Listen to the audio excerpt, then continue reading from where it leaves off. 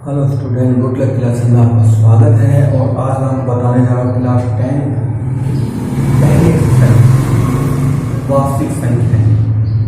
ठीक है, तो देखो 1.1 जिसमें हमें क्या करना है, एचसीएफ याद करना है यूक्लिड विभाजन से। तो सबसे पहले बता दो यूक्लिड विभाजन होता क्या है।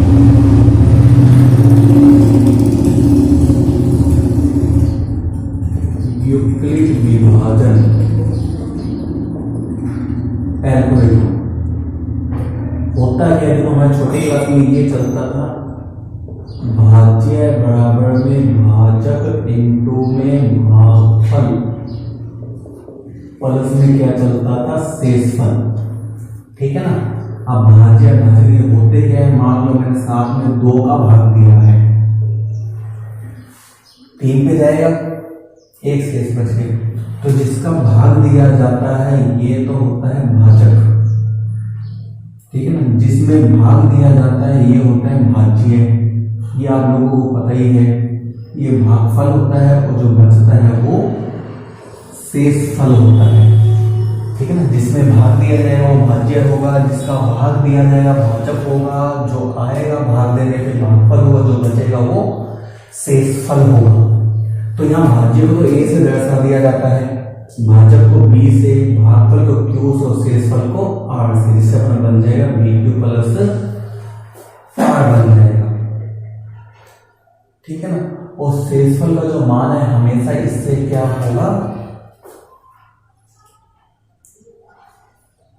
शेषफल का मान हमेशा इससे क्या होगा, ये जो शेषफल है हमेशा क्या आएगा, 0 आ सकता है। ठीक है ना। जैसे मैंने 2 का भाग दिया तो शेषफल 0 भी आ सकता है, 1 भी आ सकता है। सही है।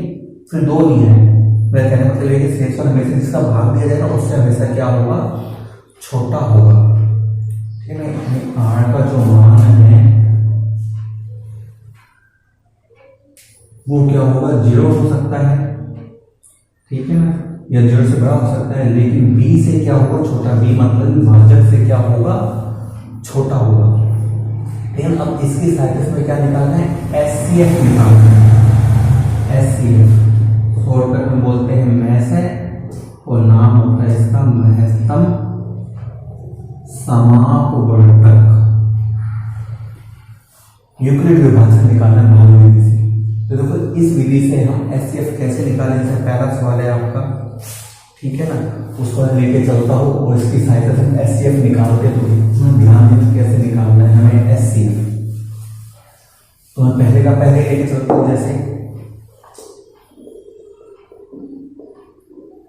135 और 225 ये है अपने पास। इसका हमें क्या है, विभाजन से एचसीएफ निकालना है। तो देखो इसमें बड़ी संख्या कौन सी ये है, छोटी संख्या ये है। तो ये तो ए होगा और ये बी होगा, ये तो ए होगा और ये बी। अब इन दोनों में क्या लगा देंगे हम,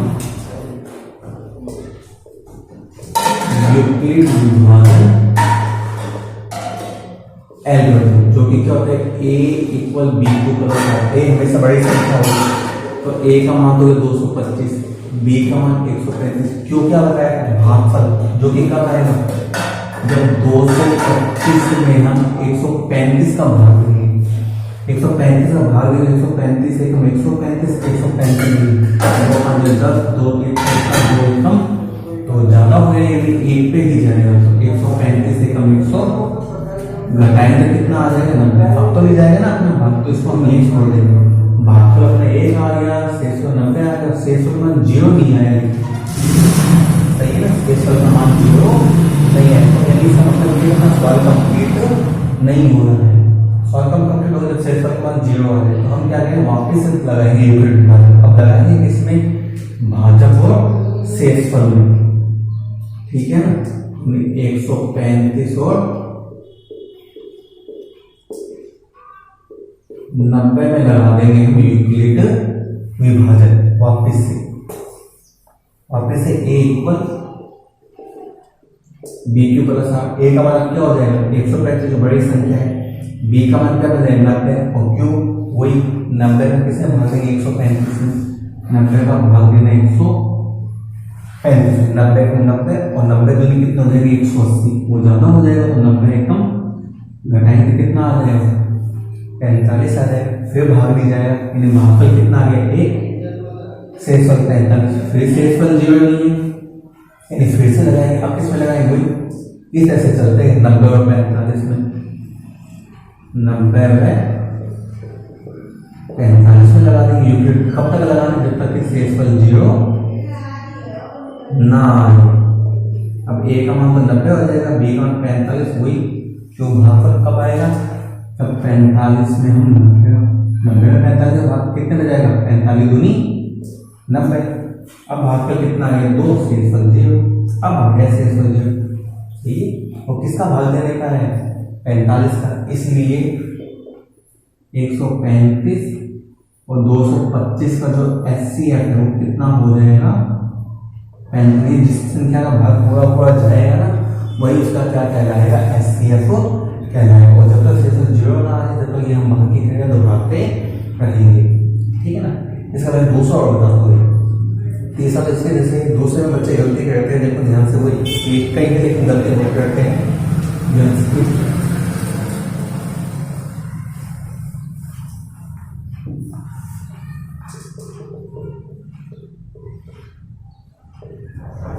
एक 196 और 220। सबसे बात है ये ए है ये बी है, इन दोनों में लगाएंगे हम यूक्लिड विभाजन, यूक्लिड विभाजन एल्गोरिथम से, जो कि a equal to b2 plus r। a मैंने बता ही दिया आपको बड़ी संख्या होगी, b छोटी संख्या होगी, क्यों भागफल होता है जो इसका वैल्यू जब 38,220 में हम भाग देंगे 196 भाग जैसे नॉर्मल देखते हैं वैसे देंगे। देखो पहला अंक लेंगे 3 तो नहीं जाएगा, 2 मिलेगा 38 तो भी नहीं जाएगा, 3 मिलेंगे 382 अब तो जाएगा ना। वो कितने में जाएगा देखो 196 एकदम 196 दूनी देखो 2 6 12 2 में 19 2 ये ज्यादा हो जाएगा, कितने में जाएगा अपना 1 पे ही जाएगा। घटाएंगे 12 में से 6 घटाएंगे 6, यहाँ 7 में से 9 घटाएंगे तो यहाँ 2 में से 1 कितने जाएगा, ऊपर से क्या ले लेंगे हम 2। अब इसमें भी भाग देंगे, अभी तो जा नहीं रहा था कि शेष बच जाता था, लेकिन अब तो भाग जाएगा जब तक जाए जब तक देना है नहीं 196। देखो पहले 9 से देखते हैं, 9 6 54, 9 81, 81 और 5 कितने हो जाएंगे 86, 8 से 2 9 8 17, 10 में तो वैसे ज्यादा हो जाएंगे, देते भी नहीं। तो कितने में जाएगा अपना 9 पे जब तक जाए जब तक देना है। 12 में से 4 घटाएंगे 8, 5 15 में से घटाएंगे 9 ऊपर से जो। अब देखो कितने में जाएगा 5 भी देखते हैं, 5 से 30, 5 से 45 48, 5 से 5 और 9 देखो ये चला गया। शेषफल कितना आ गया 0, यानी भागफल 195 में आ गया, शेषफल कितना आ गया है 0। बारह का मान कितना आ गया 0, और किसका भाग देने का है 196 का भाग देने का है, इसलिए इन दोनों का HCF क्या हो जाएगा 196 हो जाएगा और एक बार में हो जाएगा। सही है ना, मतलब रकम देख के देख लेते हैं बड़ी संख्या कैसे निकालें कैसे सोल्व करें, तो तरीका तो वही चलना है, सिंपल भाग जैसे देखते हो वैसे ही करना है, ठीक है ना। वो अलग नहीं, बस थोड़ा ध्यान से करना है। भाग कब तक देंगे जब तक शेषफल 0 ना आ जाए, यहाँ भी भाग देना है जब तक जाए, ना आ जाए तो शेषफल बचता ही अपना, सीधी सी बात, ठीक है ना। आगे चलते हैं, देखो इसके नेक्स्ट आगे मैं इसका जैसा सवाल बताता हूँ। तीसरा सवाल है, इसी का तीसरा सवाल, इधर इसी परेड में 2 टुकड़े हैं आर्मी में जो कि एक दूसरे के पीछे चल रही है, ठीक है ना। जो एक टुकड़े है उसमें तो सदस्यों की संख्या है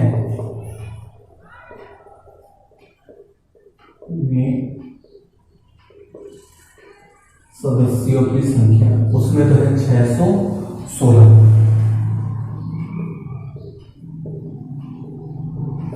और जो दूसरी टुकड़ी है इसमें सदस्यों की संख्या है कितनी 32। अब हमें करना क्या है कि कहते हैं दोनों समूह को समान संख्या वाले स्तंभों में मार्च करना है, समान संख्या में, ठीक है ना। तो स्तंभों की अधिकतम संख्या निकालनी है, तो जब भी अधिकतम संख्या पूछे तो याद रखना हमेशा HCF निकाला जाता है अधिक से अधिक के लिए, और कम से कम के लिए LCM निकाला जाता है। तो इसमें अधिकतम संख्या पूछ ली है तो इसका मतलब क्या है, हमें इन दोनों का 616/32 का क्या निकालना है हमें? एचसीएफ निकालना। और किससे? वो यूक्लिड विभाजन से निकालना है, सीधी सी बात है। 616/32 हम यूक्लिड विभाजन लगा देंगे, जैसे लगाते हैं तो ए तो ये होगा, बी ये होगा, सीधी सी बात है। और ए इक्वल क्या होता है? बी क्यू प्लस ए का मान 616, बी का मान 32 क्यू, भाग देने पता लगेगा। तो 616/32 का मान 32 को 32 32 64 ज्यादा हो जाएगा। तो 32 से कम 11 में 2 या 9, 5 में 3 घटाएंगे 2, ऊपर से 6। अब देखो 32 में लेके 9 2 18, 9 से 27 और 28, 9 पे चला जाएगा। कितना आ जाएगा? 2 से 88 घटाएंगे, 16 में से 8 किया 8, भाग पर जब होता अपना 19 आ गया। शेषफल कितना आ गया अपने पास? 8 में शेषफल क्या नहीं आया? 0 नहीं आया। इस तरह ये वाक्य दोहराएंगे किसमें? इन दोनों में। 32 व 8 में हम वापस लगाएंगे क्या? यूक्लिड विभाजन। अब क्या हो जाएगा? A Q A equal B Q plus 8 पर ए क्या हो जाएगा? ये होगा 32, बी 8, क्यों वही भाग देने पता लगेगा मुझे। लोग कितने में चला जाएगा? 8 चौके 32। अब तो भागफल कितना आ गया? 4, शेषफल कितना आ गया? अब आया शेषफल कितना? 0। किसका भाग लेने का है? 8 का। इसलिए इन दोनों का एचसीएफ कितना हो जाएगा? 8 हो जाएगा। यानी स्तंभों की जो अधिकतम संख्या है वो कितनी होगी? 8 होगी। इस तरह से था। इसका दूसरा और बताते हैं, फिर बाकी अपने कल करेंगे। तो दो सवाल अलग है इसके, ठीक है ना। तो देखो दूसरा सवाल जो तरीका यही चलेगा यूक्लिड विभाजन में। दूसरे में सिर्फ कहना है दर्शाइए कि कोई भी धनात्मक विषम पूर्णांक, कहता है दर्शाइए कि कोई भी धनात्मक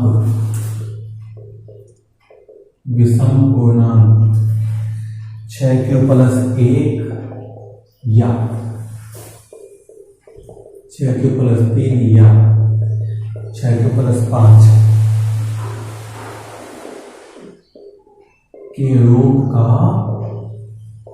होता है, और जहां q क्या है? कोई ना कोई पूर्णांक है। ये हमें सिद्ध करना है। तो क्या है? पहले धनात्मक प्लस की संख्या वो हम मान लेंगे कि माना वह धनात्मक पूर्णांक, हमने क्या मान लिया? a। और यदि हम यूक्लिड विभाजन का यूज करें तो a इक्वल क्या होता है? bq + r होता है। और यदि हम यहाँ ध्यान दें तो q के साथ में जो है, सबके साथ में 6 और q के साथ जो b होता है, b यानी भाजक। इसका मतलब ये है कि b का मान तो समझ निश्चित ही है, 6 ही है। लेकिन हमें 6 का भाग देना है तो b की जगह हम लिख देंगे 6। अब ध्यान दो, जब किसी संख्या में 6 का भाग देंगे तो जो शेषफल है, संभावित शेषफल, मैंने बताया था, लिखाया भी था कि जब किसी संख्या भाग दिया जाता है तो शेषफल 0 से लेके उस संख्या से छोटा होता है जिसका भाग दिया जाता है। तो शेषफल जो है 6 का भाग दे तो 0 भी हो सकता है, 1 भी, 2 भी, 3 भी, 4 भी और 5 भी। 6 तो आएंगे तो उसका भाग पूरा चला जाएगा। तो ये शेषफल आ सकते हैं। ये शेषफल नंबर सब यहाँ होते हैं। ये पहला शेषफल 0 आ जाए, जब शेषफल क्या आ जाए 0, तो ये पूर्णांक क्या बन जाएगा? 6q + 0 बन जाएगा। शेषफल 1 आ जाए तो पूर्णांक क्या बन जाएगा? 6q + 1 बन जाएगा। शेषफल 2 आ जाए तो पूर्णांक क्या बन जाएगा? 6q + 2 बन जाएगा। शेषफल 3 आ जाए तो पूर्णांक क्या बन? 6q + 3 बन जाएगा। शेषफल 4 आ जाए तो पूर्णांक क्या बन? 6q + 4 बन जाएगा। और शेषफल क्या आ जाए? 5 आ जाए तो पूर्णांक बन जाए 6q + 5। हमने नंबर से शेषफल रख लिए। अब हमें तो विषम देखते हैं, विषम इसमें 2 का भाग दिया जाता है, इसमें तो जाएगा, इसमें दोनों में जाना चाहिए, इसमें तो जाएगा, इसमें तो नहीं जाएगा। तो ये विषम अपने हो गया। एक तो इन दोनों में चला जाएगा, ये नहीं होगा। इन दोनों में इसमें तो चला जाएगा, इसमें नहीं जाएगा, ये हो गया। इन दोनों में चला जाएगा, है ना, 2 का, इसमें चलेगा, इसमें नहीं जाएगा, ये यानी वो धनात्मक पूर्णांक किस रूप में हो गया। यदि हम लिखना चाहें तो समीकरण 2, समीकरण 4 या समीकरण 5 से वह धनात्मक विषम पूर्णांक किस रूप का हो सकता है, 6q+1, 6q+3 या फिर 6q+5 के रूप का हो सकता है। क्या दिक्कत है। और सब पूछता था ये वाले आ जाते हैं जिसमें 2 का भाग जाता है, उसने विषम पूछे थे, हमें विषम वाली हुई है बस इस तरह से था। आज दो करेंगे इसके कदम 1.1 के 2 सवाल बाकी है सिद्ध करने वाले, भी और मोस्ट भी है। तो आज के लिए इतना ही। उम्मीद है आपको ये वीडियो पसंद आई होगी, और जिसको वीडियो पसंद आए प्लीज लाइक कीजिए, शेयर कीजिए, सब्सक्राइब कीजिए। तो आज के लिए इतना ही। Good bye.